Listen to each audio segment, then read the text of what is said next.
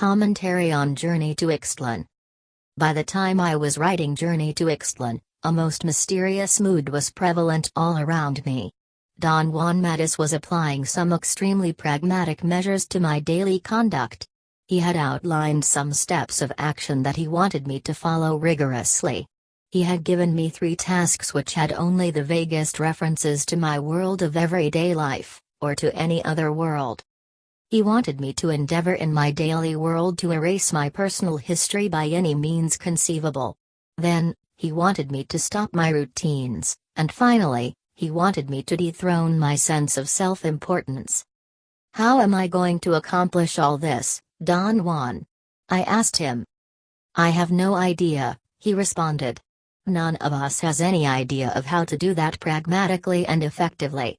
Yet, if we start the work, we will accomplish it without ever knowing what came to aid us. The difficulty that you encounter is the same difficulty that I encountered myself," he went on.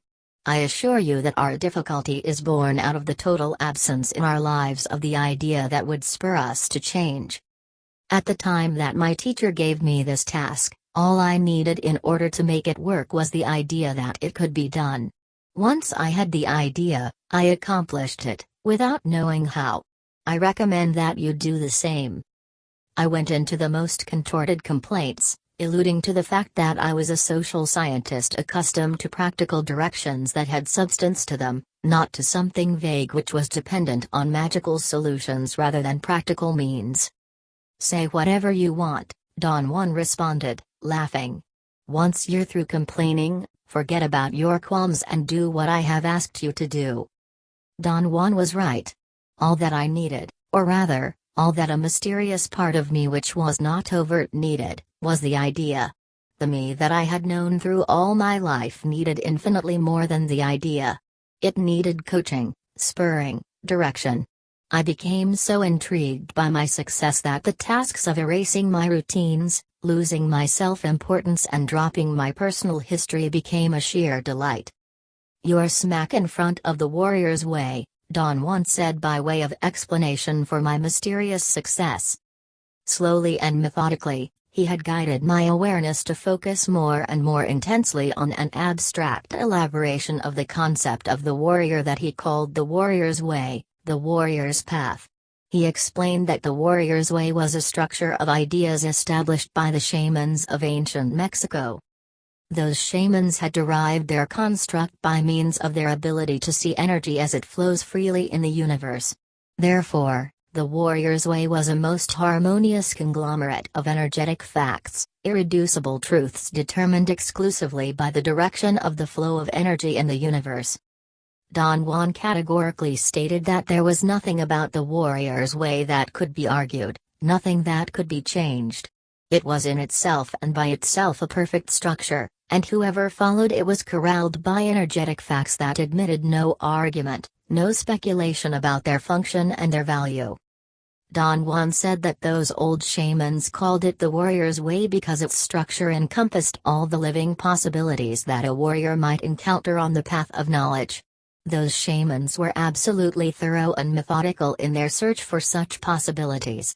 According to Don Juan, they were indeed capable of including in their abstract structure everything that is humanly possible. Don Juan compared the warrior's way to an edifice a structure that has a roof and walls and stands more or less permanently in one place, with each of the elements of this edifice being a propping device whose only function was to sustain the psyche of the warrior in his role of shaman initiate, in order to make his movements easy and meaningful. He stated unequivocally that the warrior's way was the essential construct without which shaman initiates would be shipwrecked in the immensity of the universe. Don Juan called the warrior's way the crowning glory of the shamans of ancient Mexico. He viewed it as their most important contribution, the essence of their sobriety. "Is the warrior's way that overwhelmingly important, Don Juan?" I asked him once. "Overwhelmingly important is a euphemism.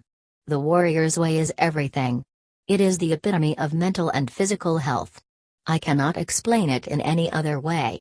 For the shamans of ancient Mexico to have created such a structure means to me that they were at the height of their power, the peak of their happiness, the apex of their joy.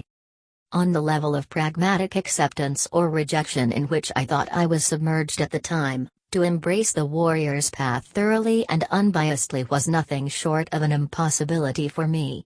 The more Don Juan explained the warrior's path, the more intense the sensation I had that he was indeed plotting to overthrow all my balance.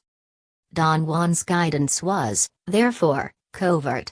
It manifested itself with stupendous clarity, however, in the quotations drawn from Journey to Ixtlan.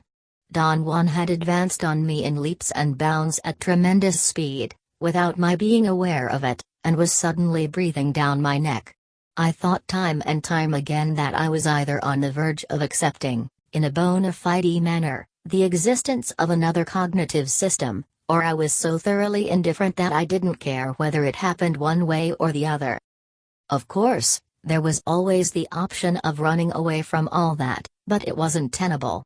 Somehow, Don Juan's ministrations, or my heavy use of the concept of the warrior had hardened me to the point that I was no longer that afraid. I was caught, but really, it made no difference. All I knew was that I was there with Don Juan for the duration,